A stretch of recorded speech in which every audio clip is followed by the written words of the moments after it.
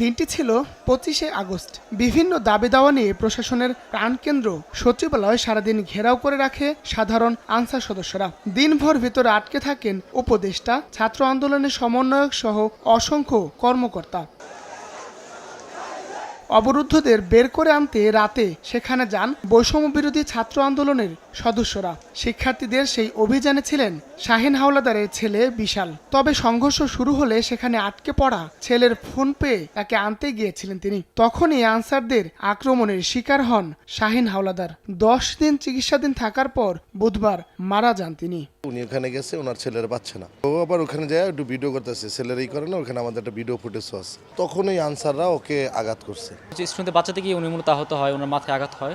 স্বজনরা জানান, শিক্ষার্থী ভেবে লাঠি দিয়ে পিটিয়ে আহত করার পর রাস্তায় ফেলে নির্মমভাবে বুট দিয়ে থেতলে দেওয়া হয় পুরো শরীর। পড়ে যাওয়ার পরে ওই যে বুটের লাথি, এটা বোঝাই যাচ্ছে ছোট ছোট আঘাত, লাল ছাল উঠে গেছে। নিহত শাহিনের বাড়ি বাগেরহাটে। পেশায় গাড়ি চালক শাহিন পরিবার নিয়ে থাকতেন রাজধানীর খিলগাঁওয়ে।